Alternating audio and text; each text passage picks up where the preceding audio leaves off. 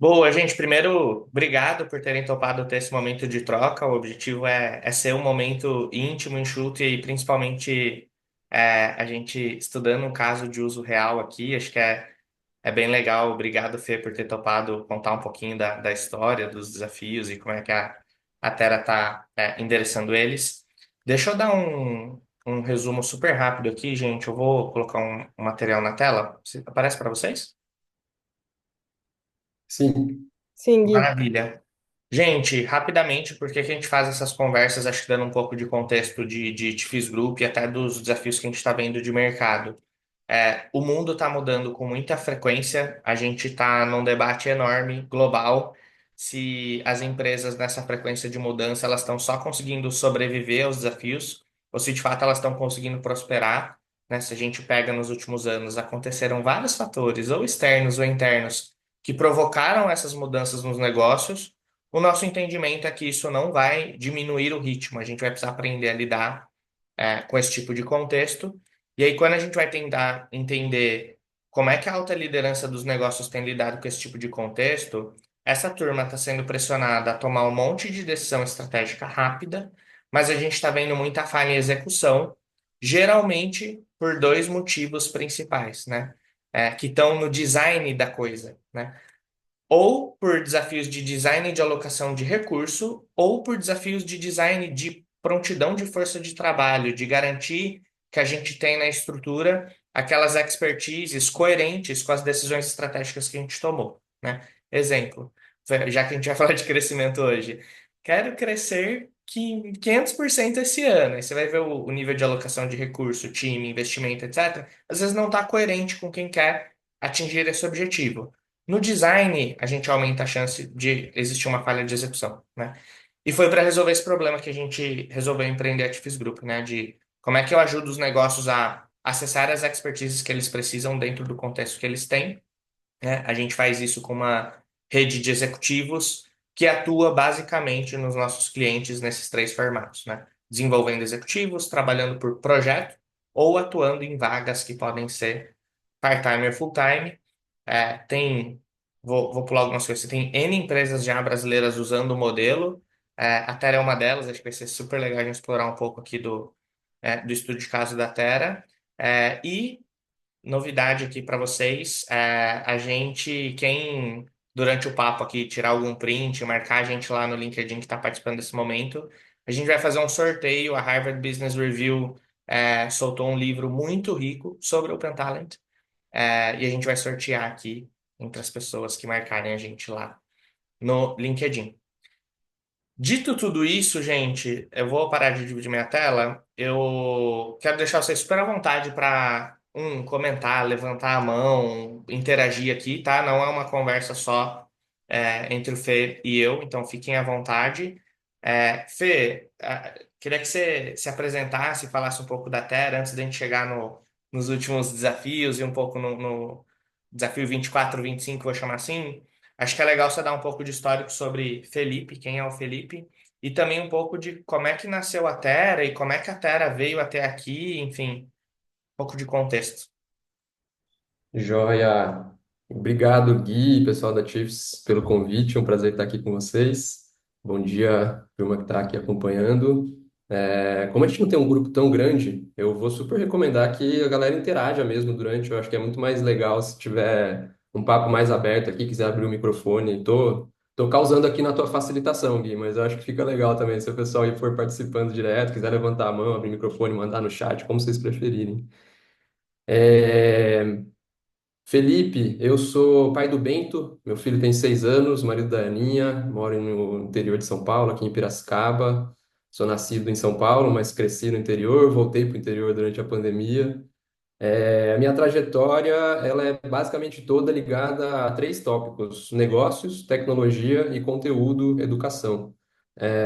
Eu comecei a minha história profissional na Endeavor, inclusive o pessoal estava falando que vocês fizeram o Talent Talks lá ontem, né? E foi exatamente onde eu conheci o Gui também, então a gente se conhece já há uns bons, sei lá, uns 10 anos já, né, Gui? Pelo menos. E a gente trabalhou um tempo juntos lá e foi na Endeavor também onde eu conheci o Leandro, que é meu sócio na Terra hoje. A gente começou a Terra juntos há quase 9 anos, está para fazer 9 anos a Terra em agosto. Na Endeavor eu tive meu primeiro contato com o mundo profissional e a educação para profissionais. No caso da Endeavor eram empreendedores, o que foi ótimo porque já era um público altamente exigente, né? Empreendedor não tem tempo nenhum para perder, e você quer oferecer conteúdo para eles, tem que ser muito assertivo e muito objetivo. Então eu aprendi muito sobre educação adulta, né, o contexto, o conceito de andragogia, que é a base da metodologia de ensino na Terra hoje. Andragogia, que é a arte e a ciência de ajudar o adulto a aprender, né? É, onde também eu tive esse primeiro contato com a educação profissional, e a gente ajudando empreendedores a navegarem nas transformações que estavam acontecendo lá em 2010, 2011, né? Ainda era, vamos dizer, a última, na verdade, até coincide com a última revolução tecnológica, que foi a computação em nuvem, né? A computação em nuvem mudou tudo, a forma como eram feito, principalmente o mercado de produtos digitais, né? E a gente acompanhou muito isso com os empreendedores que estavam ali no círculo da Endeavor. E a gente começou a perceber que não eram só os empreendedores, os fundadores das empresas que precisavam de bom conteúdo, de boa educação para dar passos profissionais, para fazer seus negócios crescerem. A sua camada executiva e de profissionais de tecnologia também precisava. E esse foi um dos estalos que nos levou a criar a Terra. E o segundo foi com o Leandro, meu sócio, que dava algumas aulas em pós-graduações na época, e tinha um incômodo muito grande, e aposto que a maioria de vocês já viveu esse incômodo, que a experiência de aprendizado, em geral, era muito ruim. Mas muito ruim mesmo, assim. Você vai você se inscreve numa pós-graduação, você quer começar um negócio que vai servir para você dar um grande passo profissional, que você vai dedicar um grande tempo e energia para fazer, e você chega lá e é uma experiência, assim, monótona, sem graça, um monólogo de professores, até os prédios são sem graça, sabe? Você se desloca para chegar num prédio, numa universidade reconhecida, e você chega lá, é um negócio todo cinza, sem graça, e tal. Salvo raras exceções, a experiência de aprendizado era muito ruim. E a gente olhou essas duas coisas e falou, poxa, podia ter uma escola que tem uma experiência de aprendizado muito, muito foda, muito legal, que as pessoas não saem querendo. A gente tinha a sensação que as pessoas saíam de cursos falando, nunca mais eu ponho o pé numa escola, né? E a gente queria o contrário, a gente queria que as pessoas saíssem falando, cara, não quero parar de estudar o resto da minha vida. Então a gente investiu muito em metodologia, em experiência, e em identificar quais eram as habilidades mais necessárias e o que os profissionais que estavam trabalhando no mundo de tecnologia e produtos digitais, que na nossa visão era a grande oportunidade do momento, ali em 2016, 2017, quais eram as habilidades que esse público ia precisar. A gente lançou o primeiro curso na vertical de UX Design, que deu super certo, e em seguida a gente lançou o curso de Product Management, gestão de produto, né? Que na época foi basicamente o primeiro curso dessa área no Brasil.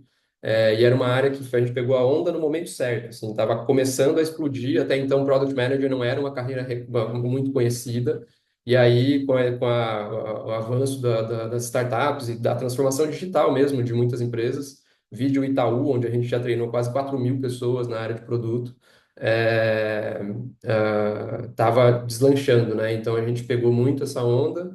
A gente é uma marca extremamente reconhecida hoje no mercado de educação profissional, em particular nessa vertical de produto digital.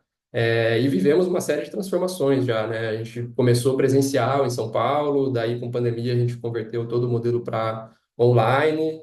Depois a gente foi investindo em produzir o conteúdo para que ele pudesse ser mais flexível, as pessoas pudessem assistir de onde elas estivessem, no momento que elas estivessem.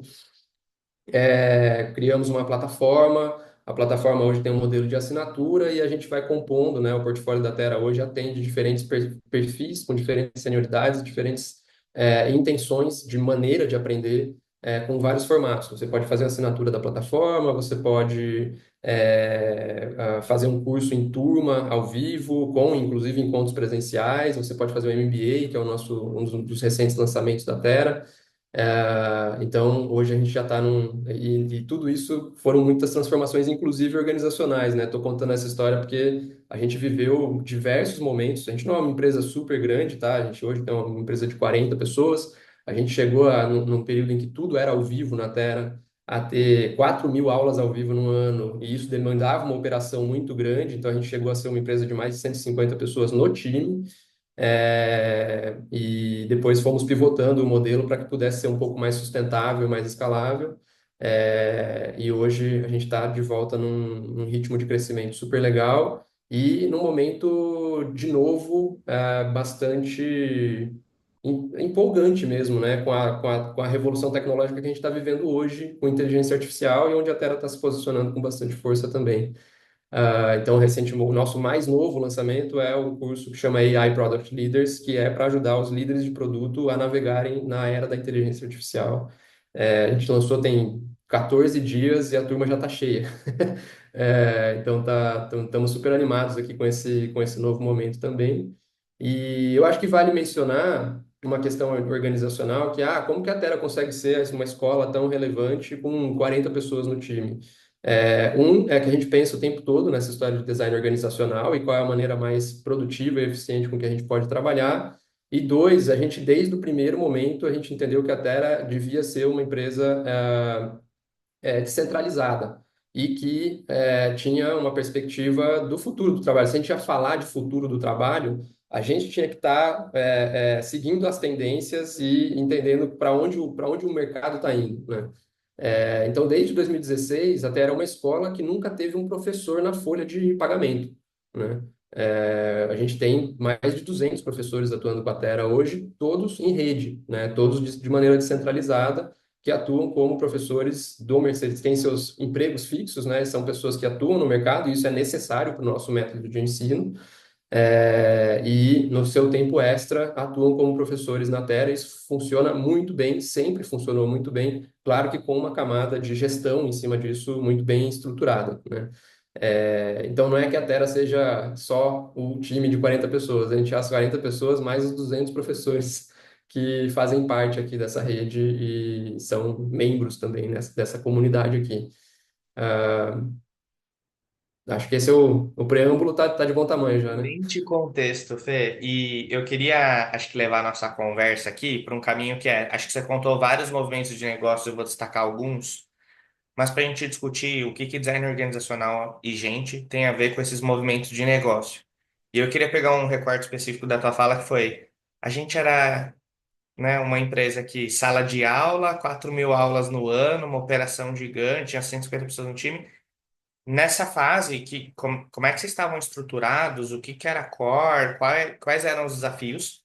E o que mudou e passou a ser um desafio quando vocês viraram uma plataforma, conteúdo sob demanda, que, apesar de parecer, né, a educação, cara, são business muito diferentes de serem tocados, assim. O que vocês aprenderam sobre essas diferenças?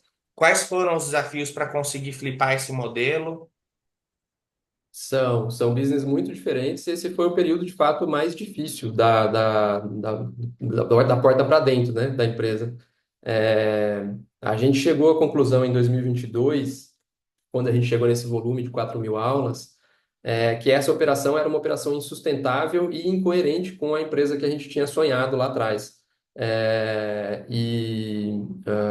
De fato, a gente olhou e falou, cara, a gente chegou num teto. Não tem como crescer mais do que isso com a operação nesse formato.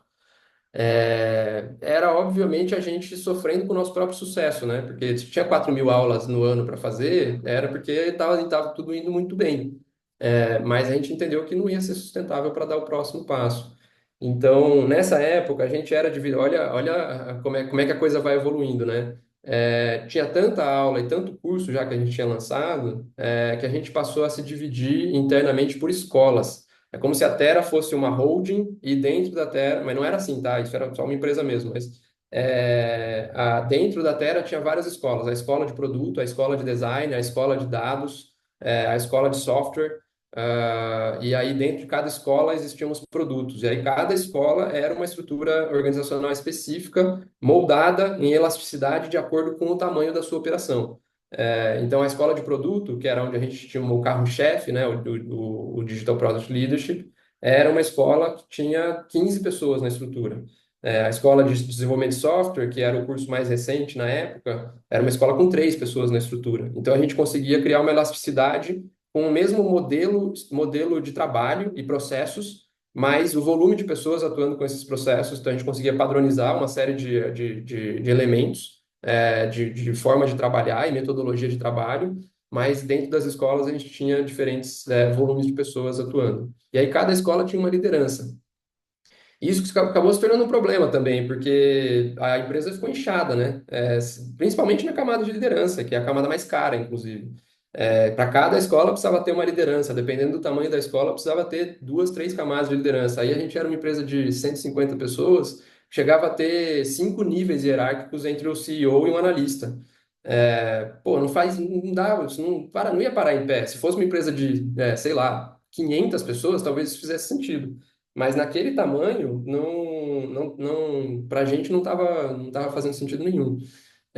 Mas ao mesmo tempo a gente olhava para a operação e falava, mas precisa, né? Porque é complexo uma operação desse tamanho.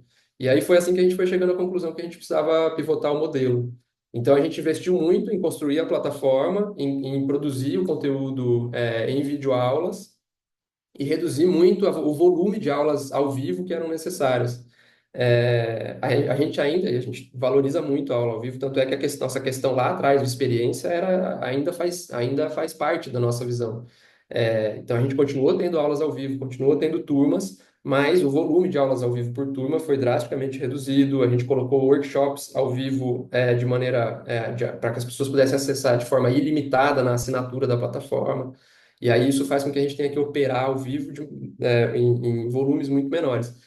Curiosamente, os business são muito diferentes, inclusive porque mudou um tanto o perfil da pessoa que procura a Terra, pela forma como ela prefere estudar. Então, tem gente que prefere estudar de forma mais autônoma como se fosse autodidata, né? Você entra lá, você assiste os vídeos, você aprende, você faz seu exercício e tá tudo bem. Tem gente que prefere estudar em grupo, tem gente que prefere ver ao vivo e interagir ao vivo, porque senão não consegue se concentrar. Então, são muito perfis de estudantes, né? E a gente percebeu isso. A gente focou muito em precisamos fazer um modelo operacional melhor, mudamos o modelo operacional, reduzimos, né, encaixamos melhor o tamanho da estrutura da empresa para isso. E uma vez que a gente percebeu que os perfis eram diferentes, a gente voltou agora, que eu falei do MBA, que é ao vivo, o AI Product Leaders, que é ao vivo, a gente voltou a diversificar o portfólio, mas tomando um cuidado para não cair na mesma cilada, vamos dizer, do tamanho da operação que a gente caiu no último ciclo, né? E aí hoje a gente é uma empresa muito mais, com uma estrutura muito mais adequada ao tamanho que a empresa efetivamente tem, né? Que é o tamanho que a empresa, como negócio, suporta, né? E isso eu acho que é fundamental. Eu acho que a gente viu, a gente passou, quem trabalha com RH e negócios há pelo menos 10 anos, viu muito essa transição, né? As empresas antes recebendo muito aporte de capital e investindo pra caramba em duas coisas, time e marketing, né? Growth, marketing, etc. E aí, cara, P&L todo negativo, queima de caixa pra caramba. Aí isso aí teve um hard stop ali em 2021, 2022, quando tudo deu inverno de startups, etc. E todo o racional de negócios, inclusive dos investidores, mudou para as empresas precisam ser sustentáveis. Vide lá o caso do WeWork, etc. As empresas precisam ser sustentável, gerar caixa, ter o P&L positivo. Lucratividade passou a ser mais importante do que growth. Então, a empresa ser sustentável significa que ela precisa encaixar melhor, eficientemente, o time na estrutura. E foi a gente fez a nossa mudança concomitantemente com isso mudando no mercado inteiro, né? É, e aí eu acho que isso conecta muito bem com a questão de Open Talent, sabe? Porque é um modelo de a maior assertividade, alta eficiência, menor custo, e inclusive menor risco, né? A gente, como empresa Open Talent desde o princípio, né, com os nossos professores, a gente já tinha sacado isso. Você imagina se eu tivesse 200 professores na folha de pagamento da Terra, né? A gente não tinha passado do segundo ano de empresa. Mas no Open Talent isso é possível, né? As pessoas trabalhando com o tempo necessário, cada um com pontualmente a sua alocação de energia específica para cada uma das coisas acontecerem. É, por que que necessariamente a gente precisa todo mundo e todas as pessoas de uma empresa terem 100% da sua energia e do seu tempo dedicados apenas àquela empresa? Isso é só uma inércia, né, de como o mercado de trabalho vem trabalhando, sei lá, quantos centenas de anos que se faz isso, né? E, claro, sempre existiram freelancers, etc., mas você olhar com essa perspectiva como um fundamento do mercado de trabalho é uma perspectiva nova, né? E eu acho que a Tifes, inclusive, sacou muito bem isso e tá fazendo um negócio muito bacana em torno dessa história. É, Vou fazer uma pausa aqui, depois eu vou pegar um parênteses de uma palestra que a gente viu lá no South by Southwest, que é exatamente sobre isso. Boa. Ô, Fê, deixa eu pegar um pedaço que você falou. Acho que você traz muito esse ponto, que é a lógica de mercado mudou, a gente precisou começar a ser mais eficiente, que vocês resolveram isso de duas formas. A primeira é, vamos revisitar nosso modelo de negócio, porque não adianta eu crescer receita e custo na mesma proporção. Essa conta não vai fechar, né? Essa é a ficha que caiu. E junto com isso, vocês arrumaram um monte de coisa, dentro de casa. Isso meio que no modelo de negócio da Terra resolveu principalmente o problema de custo parar de subir na mesma proporção do crescimento da empresa. E aí depois vocês falaram, tá bom, né? Estabilizamos o paciente aqui, vamos voltar a olhar para o top line, crescer receita, né? E acho que aí chegamos um pouco ali em 23, 24 e um pouco dos movimentos recentes que a gente viveu. Conta pra gente um pouco agora olhando especificamente desse ponto de vista de crescimento de receita. O que que vocês faziam? Qual era a estratégia? Onde é que, né? Acho que toda estratégia tem um platô. Onde é que eventualmente a gente começou a enxergar um platô? E como é que vocês foram, entendendo potenciais novos caminhos e ajustando o design organizacional e eventualmente usando o Pentalent para resolver isso? Eu queria dar um recorte nessa parte de receita e crescimento. Boa. Veja, a gente a gente está num mercado muito complexo do ponto de vista de receita. Porque não é só o mercado de educação, né? É o mercado de conteúdo. As pessoas aprendem de N maneiras, como eu estava explicando. Então, todo o mercado de conteúdo influencia o que acontece no mercado de educação, né? E aí tem algumas camadas de complexidade no negócio da Terra. No nosso caso, a gente optou por ser uma empresa multicanal. Então, a gente tem o canal B2C e a gente tem o canal B2B. Você pergunta para os investidores cabeças, tipo um Edson Rigonati da vida, ele vai ter um mantra que é escolha um canal, porque você precisa mandar muito bem em um canal e já é difícil o suficiente ser muito em um canal só. A gente nunca teve coragem de fazer isso, porque do ponto de vista da nossa missão, não faz sentido eu capacitar as pessoas e falar para as empresas que eu não posso capacitar as pessoas das empresas, sabe? Se eles querem treinar as pessoas, eu vou fechar a porta para isso, né? Então eu tenho o canal B2C e o canal B2B. O canal B2C, vamos separar os dois, né? O canal B2C, ele tem uma complexidade particular, porque, bom, quem já vendeu em B2C sabe que é varejo, né? Varejo é meta todo dia. Você não pode desligar meia hora que o negócio não está funcionando, você já perdeu sua meta, sabe? Então, é um mercado, é um canal muito difícil de navegar, e precisa de muita atenção e uma estratégia sendo iterada constantemente e muita análise de dados e para entender tudo que está acontecendo no funil. E ainda assim você só chega a sei lá, uns 20% de conclusão sobre o que está acontecendo de fato, sabe? É muito difícil você conseguir direcionar a vela do barco no mercado B2C. Principalmente se você quer ser uma empresa com princípios, porque o mercado B2C, em particular o mercado de conteúdo, com o perdão do uso do termo aqui, tem muita bullshitagem, entendeu? Tem muito picareta em conteúdo e educação. Você entra na rede social hoje, você não sabe no que você acredita, quem que são realmente as referências. E o problema é que o picareta sabe fazer muito bem o engajamento, né? E isso vira um problema. Então, nos últimos 5 anos, vamos dizer, né, de existência da Terra, a gente passou a conviver com um mercado de redes sociais que joga sujo, né? E isso faz com que a nossa concorrência, até a concorrência informal, seja muito maior. Custa muito mais caro, não, é muito difícil competir com o ruído que se torna e forma em torno das pessoas para que seus canais orgânicos funcionem bem, sem jogar sujo igual, né? Consequentemente, você tem que gastar mais em mídia, e então o canal B2C é extremamente complexo. E, obviamente, a gente com os anos também foi sofrendo mais a competição direta mesmo, né, de outros players exatamente do nosso mercado. Até então, a gente já tinha tentado algumas. Nos últimos anos, a gente trocou, acho, umas 4 vezes de liderança de marketing no canal B2C, assim. É, e quase todas as vezes por motivos muito diferentes, né? Uma vez a gente olha para a pessoa com o perfil certo, e aí isso é uma questão também, né? Você tem o canal e você precisa entender dentro do canal qual que é o canal específico que funciona melhor para sua empresa para que você tenha um especialista muito bom naquilo. A gente passou um tempo acreditando que mídia paga era o canal que mais tracionava a Terra.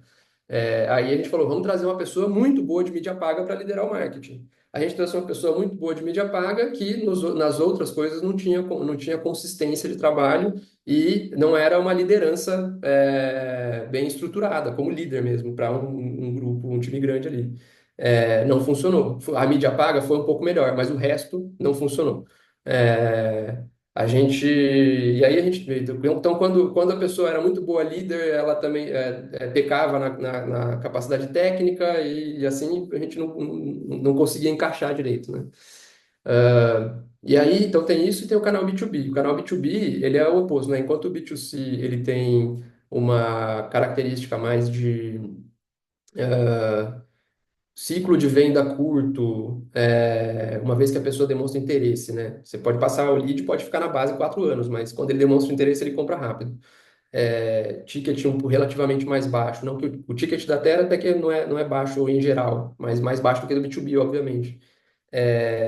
O B2B já é o oposto, né? A gente tem um ciclo de venda muito mais longo, a venda consultiva, você trabalha o lead da empresa por muito tempo, até que a empresa conclua o que exatamente ela quer. Muitas vezes ela não sabe o que ela quer, e aí você vai ali trabalhando a história. Então leva 6 meses, às vezes um ano, para fechar um negócio de capacitação como empresa. Agora você imagina que loucura que é isso, né? Na velocidade que as coisas acontecem. Olha o slide que o Guilherme mostrou aqui na abertura, sabe? Na velocidade com que tudo muda, uma empresa levar um ano para concluir se ela vai ou não vai fazer um treinamento, sabe? Para os colaboradores. É, então aqui a gente precisava de outro perfil, né? Não é a mesma pessoa que lidera, né? Então aqui é business development, a gente precisa de alguém que tenha capacidade de conduzir esse pipeline, alimentar esse pipeline, deixar ele sempre grande o suficiente para que as metas sejam minimamente previsíveis. E preferencialmente tem que ser uma pessoa que tem carteira de relacionamento, né? Então alguém chegar e não conhecer o nosso mercado, não ter relacionamento nas empresas com a pessoa dentro da empresa que faz o tipo de compra de produto que a gente vende, não funciona. Então, a gente caiu nesse erro algumas vezes também. Porque às vezes você tem uma pessoa que eu gosto muito, ela se relaciona razoavelmente bem com o mercado, já fez projetos B2B aqui, vamos botar ela para vender. Puta, cagada, assim, tipo, não faz sentido. Você perde muito e se demora muito tempo para perceber que não está funcionando, sabe? Então, tem que fazer sempre a reflexão de sempre não fazer puxadinho. Acho que esse é um dos principais aprendizados que a gente teve na Terra nos últimos anos em termos de lideranças, assim, é não fazer puxadinho.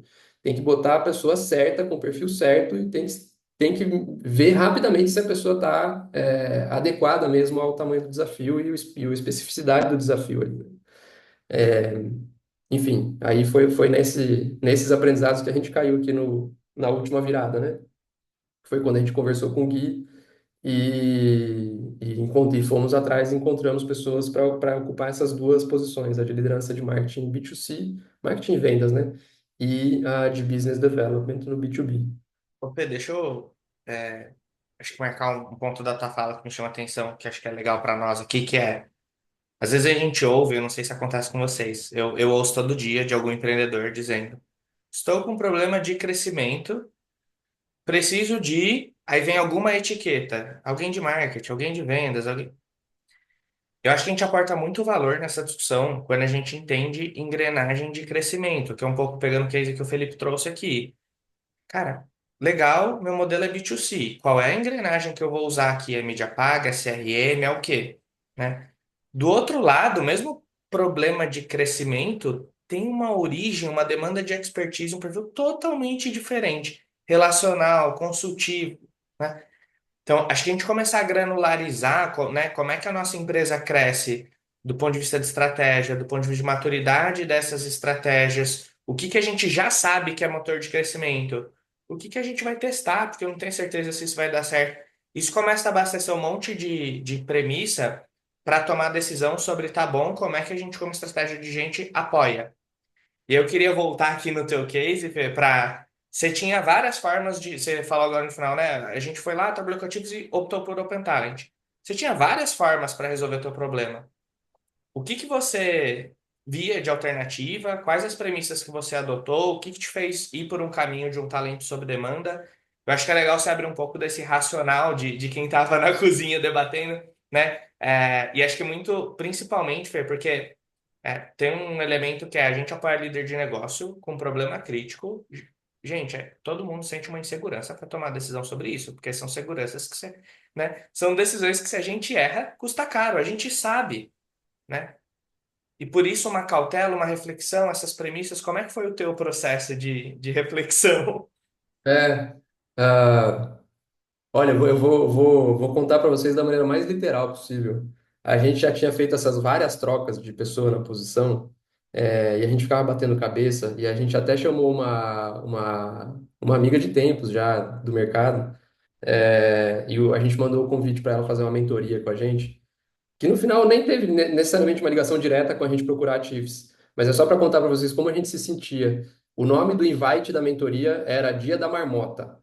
Vocês já ouviram falar no Dia da Marmota, que é quando você tem um filme famoso sobre o Dia da Marmota com, esqueci o nome do ator agora, que passava na Globo toda hora, assim, o cara vivia o mesmo dia repetidamente.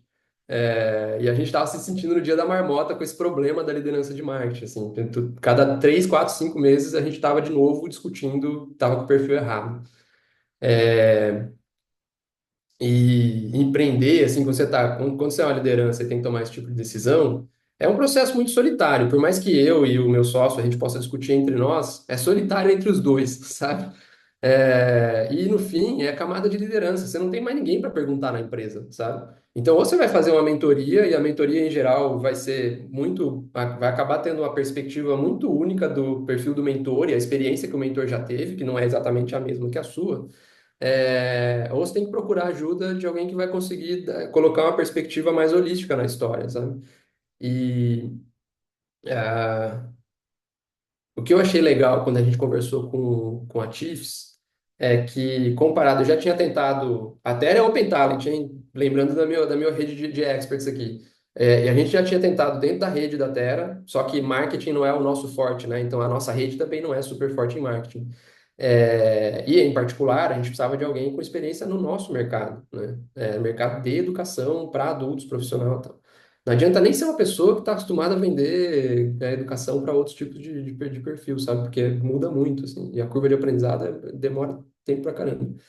Ah, então, a gente já tinha tentado a nossa própria rede, a gente já tinha tentado nosso círculo de relacionamento como empreendedores, a gente já tinha tentado headhunters, e daí é que a gente foi cair na Chiefs. A coisa de headhunters, até fazendo um comparativo aqui, a nossa experiência com headhunting sempre foi: qual é a vaga? Ah, a vaga é essa. Tá bom, vou procurar alguém para sua vaga. Quando a gente chegou na Chiefs, a primeira conversa que a gente teve com o Gui, ele não perguntou para mim qual é a vaga. Ele perguntou qual é o problema. Qual é o problema que vocês estão vivendo? Qual é o problema? É o problema de crescimento? Por quê? O que que tem dentro do crescimento que não está funcionando? Qual que é a engrenagem que não está funcionando? Então a gente primeiro passou por um processo de diagnóstico. E depois a gente foi refinar qual é o perfil que a gente precisava. Tanto é que descrição de vaga mesmo, a gente não trabalhou muito. A gente trabalhou mais qual é o problema e qual é o perfil de pessoa adequado para resolver esse tipo de problema. E eu acho que isso entre outras coisas, esse processo inicial foi transformador. Até para mim virou uma chave na cabeça, assim, sabe? Outras vagas estratégicas que eu paro para pensar hoje, eu mesmo fico tentando fazer esse diagnóstico, né? Só que é muito difícil a gente se autodiagnosticar, por isso que ter o parceiro ajuda muito, porque ele traz uma perspectiva neutra da história, sabe? E ele vai fazer perguntas difíceis, perguntas que muitas vezes eu não vou querer fazer para mim mesmo, porque é difícil de responder, né? Ou eu não vou gostar da minha própria resposta. Então a gente foge, né? São armadilhas mentais. Então esse processo foi muito legal. E uma vez que ele fez esse processo, ficou claro qual que era a experiência que a gente precisava, o perfil que a gente precisava. Claro que o nosso aprendizado com ter falhado várias vezes antes ajudou a falar isso não funciona, isso não funciona, isso não funciona. Vamos procurar uma coisa mais específica, sabe? Então isso foi uma coisa, né? Aí a segunda coisa foi que, feito um diagnóstico bom, a rede, e a TIFS tem uma rede, eu nem sei o tamanho da rede, mas tem uma rede que me pareceu grande o suficiente para, em pouco tempo, sei lá, deu 10 dias, o Gui já tinha feito um matchmaking no mercado, já tinha conversado com uma série de pessoas, já tinha me passado vários perfis para eu falar mais ou menos por aí ou não é. E aí a gente fez conversa com o quê? Duas pessoas. A segunda pessoa que eu entrevistei, a gente já contratou. Então, o diagnóstico preciso e a velocidade e assertividade do matchmaking ali, eu nunca tinha visto, assim, com nenhum processo de headhunting que a gente já tinha passado antes. Podia ter dado errado? Lógico que podia também, não é milagre, né? Mas funcionou muito bem, assim, tanto na vaga de marketing quanto depois na vaga de business development, né? Então, acho que foram esses três principais fatores, né? Diagnóstico, assertividade e velocidade que me impressionaram muito, assim, sabe? No processo. Eu lembro claramente da nossa primeira conversa, Fê, que você falou assim, Gui, cara, eu sei que o que eu vou pedir é difícil. E a gente saiu da reunião falando, vai ser difícil, mas a gente vai tentar ajudar, né? E acho que é legal, você comentou uma parte da tua fala que é, poxa, esse modelo de Open Talent deu para a Terra eficiência financeira e reduziu riscos. Eu queria que você falasse um pouco mais, né? Acho que não, já talvez complete um ano aí. Acho que já deu mais, enfim. Nesse tempo todo, assim, o que que vocês já enxergam de ganho de resultado, eficiência financeira, investimento e retorno? Acho que nessa frente de crescimento tem o privilégio de a gente conseguir medir isso com uma facilidade, né, maior. E quais são os riscos que vocês sentem que vocês mitigaram, né? Acho que você trouxe um primeiro que é risco do erro da contratação. A gente ainda estava testando diferentes perfis. Queria explorar esses dois temas. O que que vocês já enxergam de eficiência financeira no modelo, e quais riscos vocês sentem que vocês mitigaram? Legal. É, do ponto de vista de eficiência financeira, acho que as duas coisas andam juntas, né? Porque, na verdade, risco para o negócio é sempre dinheiro, né? Ah, no final das contas, né? O- Acho que primeiro benefício de eficiência financeira que a gente viu no modelo é que essa coisa do risco da contratação, né? Você contrata uma pessoa, um processo padrão, seja um contrato de trabalho PJ ou CLT, você está tendo um pacto com aquela pessoa de que o trabalho dela passou a ser aquele. Ela não tem outro trabalho, ela só tem aquele trabalho. Então, o nível de compromisso e de aliança que você cria no momento desse, em particular quando você está contratando uma liderança, é maior, né? O que significa que a decisão de romper com esse pacto também é mais difícil. Você pensa muito antes de romper um pacto de um compromisso tão forte quanto um contrato de trabalho fixo, que é aquilo lá, é a vida da pessoa, é o sustento dela, e ela depende daquilo para viver, tanto do ponto de vista da pessoa quanto do ponto de vista do negócio também, né? Porque mudar é sempre mais difícil, mas é mais difícil quando o compromisso é tão forte. Num modelo de Open Talent, você tem uma relação um pouco mais, digamos, leve para poder tomar esse tipo de decisão, se for o caso, né?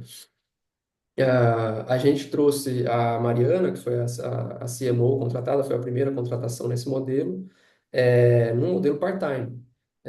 Então, o risco financeiro já era muito menor, porque a gente, no part-time, o custo é metade também, né?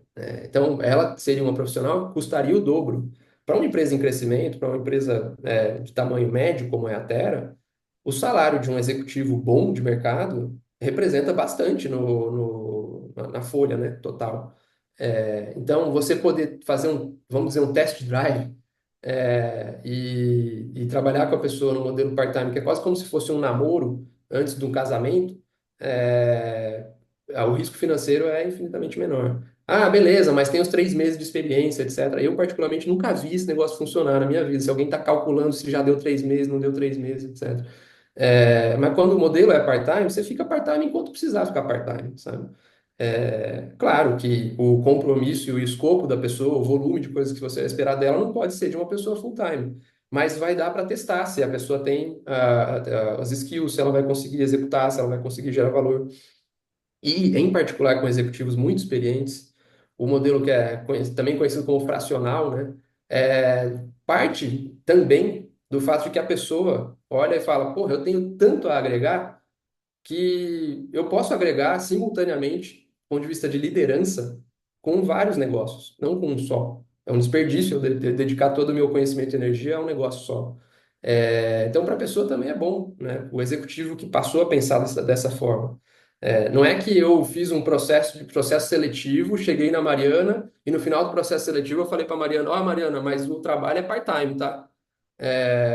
Tipo, ela já veio com essa mentalidade, né? Então, isso reduz muito o risco do relacionamento como um todo, financeiro, porque custa muito menos.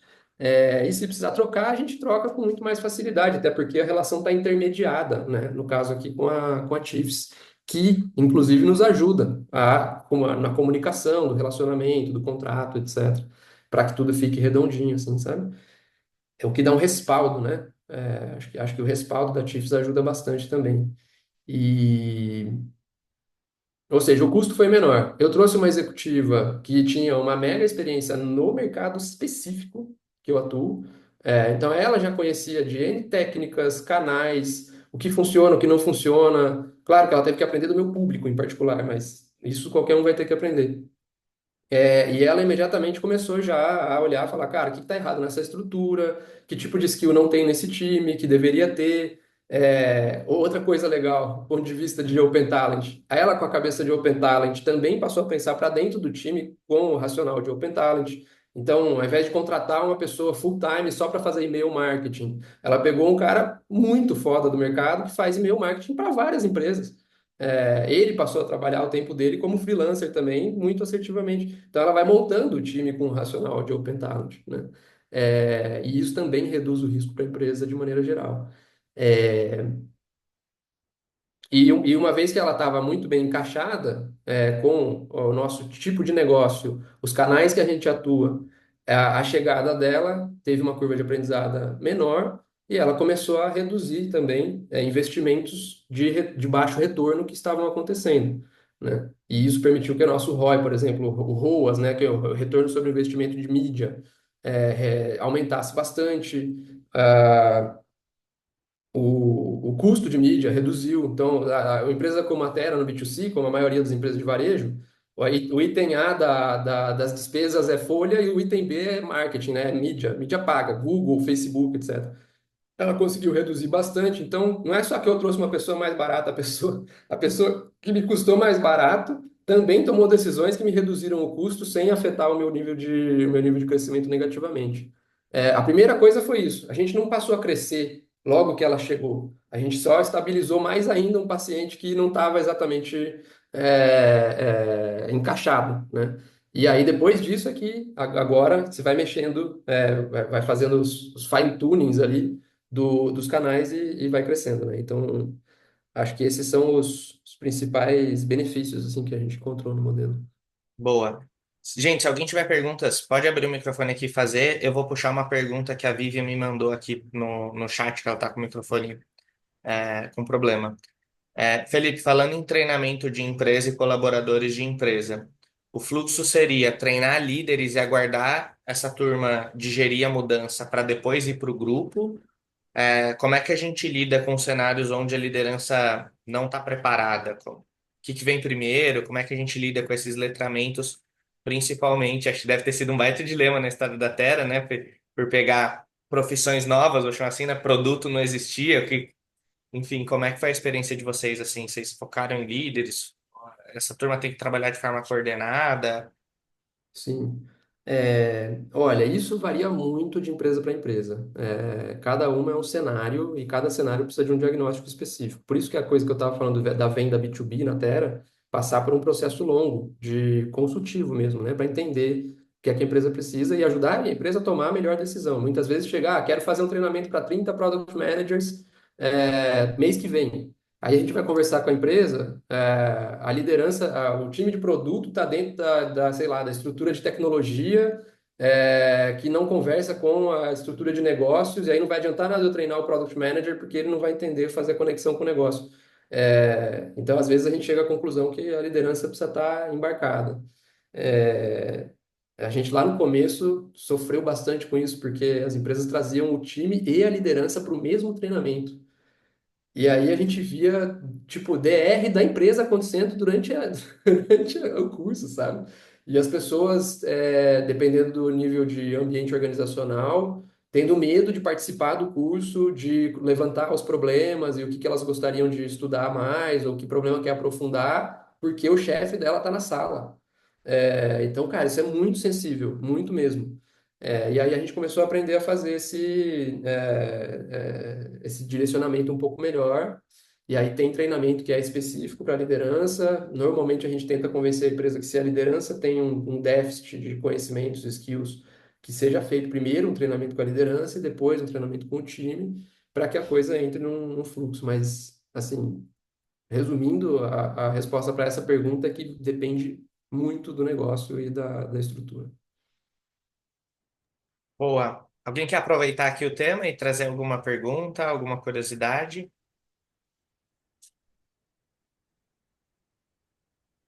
Não? Boa.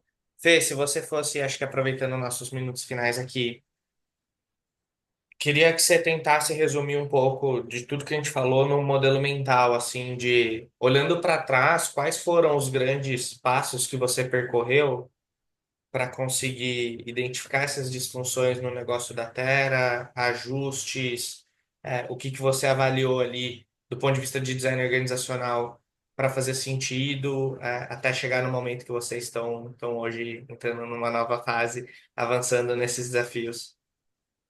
Boa. Uma vez a gente fez uma mentoria, então a primeira dica que eu dou é façam mentorias. É muito bom ouvir perspectivas externas para poder tomar a melhor decisão. Às vezes é dolorido, mas é muito bom. Uma vez a gente fez uma mentoria com o fundador do Guia Bolso, em um dos momentos que a gente estava vivendo esse tipo de problema, né? E a gente perguntou para ele qual que era o momento do ano para se pensar em design organizacional.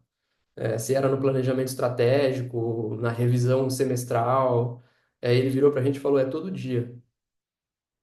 Mas como que vai pensar em design organizacional todo dia? É todo dia. Eu falei no Talent Talks uns meses atrás aí isso, né? Que o design organizacional está sempre errado. Foi a conclusão que eu tirei.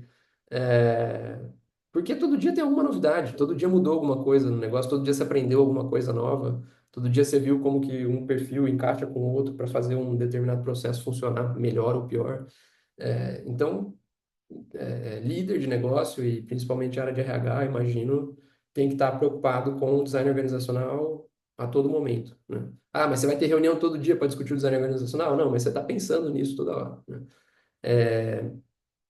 Então, isso foi um aprendizado, né? Que a gente passou muito tempo meio que empurrando com a barriga, sabe? As mudanças no time, a sensibilidade do time à mudança, as pessoas ficam, é sempre uma questão muito sensível, mudar, dá muito trabalho, aí você muda o negócio, entra de novo, né? Aquelas etapas, né? Da eficiência de um time. Se você muda o time todo dia, esse time está sempre tentando se conhecer e não consegue chegar no nível de eficiência ideal. Então a gente foi aprendendo aos poucos como trabalhar isso. Ah, Acho que um dos aprendizados é não deixar chegar no limite assim da sustentabilidade da coisa, antecipar qualquer tipo de mudança necessária e restringir o que for necessário para não ter um prejuízo, né, para o negócio. É, e, e a coisa da busca da eficiência. Eu acho que é sempre um dilema, porque você quer trabalhar com a melhor eficiência no sentido de que a energia do time vai provocar os melhores níveis de retorno possíveis. Ao mesmo tempo, você buscar eficiência demais, você também tem uma série de desperdícios. Então, e tentar encontrar um equilíbrio entre a busca pela eficiência, o retorno sobre o investimento, e o processo de aprendizado não dá para ter muita pressa, sabe? Então é coletar os aprendizados no processo com cada um dos movimentos, cada retorno, cada feedback que o time dá, ficar atento, bastante atento aos sinais. Muitas vezes o time não fala o que é que está acontecendo, o que é que está sentindo, tem vergonha de falar, tem medo de falar, tem medo de ser, muitas vezes, ter um retorno negativo. Então tem que ficar muito atento aos sinais, porque os sinais dizem muito sobre o que está acontecendo dentro do negócio, né?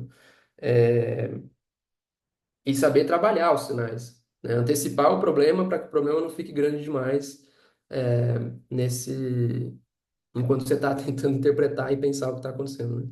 É, e enfim, acho que são esses os principais aprendizados. Você falou modelo mental, eu não sei se eu consegui montar um, Não, mas foi bem um pouco o que você pensou. Você passou por fazer a mentoria e analisar o dia a dia, pegar esses sinais. Você me fez até lembrar, dividindo também uma experiência recente. Eu estava com um executivo que estava preocupado com um desafio de tecnologia. E aí você falou desse dilema, Fê, que é difícil a gente saber se a gente está sendo produtivo ou desperdiçando, né? Qual que é a linha tênue? A gente não sabe medir isso, né? E eu estava numa discussão que essa pessoa falou assim para mim: Gui, a gente tem que medir o custo do desperdício, porque às vezes é menor do que o custo da eficiência. Ele me deu um exemplo em tecnologia. Falou assim, cara, hoje eu prefiro ter um pouquinho mais de dev, mas garantir que o produto não tem soluço, do que às vezes eu falar, não, vou deixar na régua aqui, né? O número de dev está contado. Aí alguém gripou, eu começo a ter problema em produto, e o problema em produto para mim é mais caro do que um ou dois headcounts a mais, né? E eu tô dividindo aqui, gente, porque acho que para além de certo e errado, acho que voltando na história do modelo mental, esses modelos mentais diferentes que vêm da mentoria, que vêm da experiência e troca que a gente tem com o mercado, que vem com o momento que a gente está aqui, tendo aqui, ajuda a gente a entender, no meu contexto, qual deveria ser o modelo mental a ser adotado? Expande repertório. Porque vai ter o lugar que a premissa vai ser: é inaceitável, assim, não tem desperdício, isso quer headcount a mais é inaceitável aqui. Tem lugar, isso é dado. E tem lugar que a liderança de negócio vai ficar mais feliz com a gente se falar assim: cara, você pode até gastar um pouquinho mais de dinheiro, só não me deixa o produto parar, né? Então, só, enfim, você me fez lembrar dessa história. Foi muito boa a conversa. Se não tiver mais perguntas aqui, eu queria te agradecer por dividir a história da Terra, dividir os aprendizados do caminho. Temos sim uma pergunta, então não vou encerrar. Lê, por favor. É muito mais uma opinião. A gente começou a trabalhar nesse modelo agora, né? Inclusive com você, Gui, inclusive num caso super parecido de desafio de marketing, mas tem alguns outros desafios surgindo. Acho que empresa em crescimento é isso, né? O RH, que no caso aqui sou eu, passo o dia inteiro pensando em como que eu resolvo desafios de estrutura organizacional, especialmente da área de growth. E aí queria ouvir um pouquinho sobre esse modelo de Open Talent para pessoas menos seniores. Vocês acham que é mais efetivo, menos efetivo, funciona igual? Vocês têm experiências com isso? Ou, em geral, a gente procura a partir de um nível de senioridade nesse modelo? Vou deixar o Fê, depois eu posso complementar. minha opinião é que esse é um modelo que depende, que demanda muita maturidade dos dois lados para trabalhar. E, em geral, via de regra, porque essa não inclusive eu acho que essa nem é uma regra muito padrão mesmo. Mais experiência traz mais maturidade. Tem uma galera que tem 20 anos que é mais madura do que gente de 45, isso é certo. Então você precisa saber interpretar a maturidade da pessoa para poder fazer um acordo como esse, né? Então, eu não acho que não funciona com pessoas menos sêniores, mas tende a funcionar melhor com lideranças que já têm muito mais experiência de mercado, vivência dentro de empresas, tempo para aprender o que é cumprir com um acordo, assumir um compromisso, e trabalhar dessa maneira. Tem gente que já teve mais experiência, mesmo mais júnior, com esse modelo. Freelancers, em geral, estão acostumados a trabalhar dessa forma. Então, acho que vai depender muito do perfil da pessoa. Eu acabei de mandar, inclusive, o link aqui da palestra que eu estava falando, e só para amarrar esse raciocínio, que eu vejo isso, eu tenho essa opinião nesse momento, mas o que esse cara fala, qual é o nome dele? Rashid Tobacoala, é, é que essa é uma tendência geral, sim, o mercado tende a ir para esse lugar como um todo, né? Então, assim, também não adianta a gente lutar contra, sabe? Vai acontecer, né? Porque ele traz ali um dado que só nos próximos poucos anos 6 milhões de empresas vão ser abertas e a maioria delas vão ser empresas de uma pessoa só. Que a tendência é inclusive com inteligência artificial, etc., as pessoas passem a interpretar sua carreira como uma empresa. Então, o Felipe é uma empresa e o Felipe é uma empresa que presta serviço para outros negócios maiores, sabe? Então, sendo essa uma tendência, acho que não tem motivo para a gente lutar contra ela, né? Eu vou pegar um gancho que você falou, Lê. Eu acho que tem uma referência muito legal. Eu vou mandar um link aqui, que é de uma matéria da Harvard Business Review também, que eu acho que foi. Eu não estou conseguindo abrir porque acabaram os meus créditos, mas eu acho que foi nesse artigo, tá? Se não, depois eu procuro e te mando qual é. Mas que eles foram estudar essa tua pergunta, tá? O que que eles concluíram? A empresa, ela geralmente tem, acho que três motivadores que eles usaram para optar por uma nuvem de talento externa. O primeiro motivador é custo. Vou dar um exemplo. Cara, vamos supor que eu faço evento 2 vezes no ano. Por que que eu vou ter um profissional de evento aqui dentro? Não faz sentido, né? Então, por custo, eu vou lá e deixo isso, né, como uso a nuvem de talento. O terceiro motivo é por uma camada de serviço, e eu acho que banco é um ótimo exemplo. Cara, banco tem capacidade de contratar gente de tecnologia? Com certeza, tem um time gigantesco de RH, tá fazendo isso há uma década. Por que que a turma usa tanto outsourcing? Porque tem uma camada de serviço que é, cara, ficar rodando isso por eu ter volume dentro de casa, puta, dá um trabalhão, aí eficiência. Deixa eu deixar alguém focado só nisso. Então, a camada de serviço também é um ponto importante. E a terceira camada, Lê, é a de acesso, que é, vou pegar o caso do Fê aqui. Cara, não é que eu preciso de um CMO. Num CMO, com experiência no mercado de educação, com experiência de infoproduto, que depois, quando você começa a refinar, fala, cara, é um talento especializado, que o pool é muito, né, restrito, e talvez acessar isso seja difícil, e talvez eu opte por esse modelo.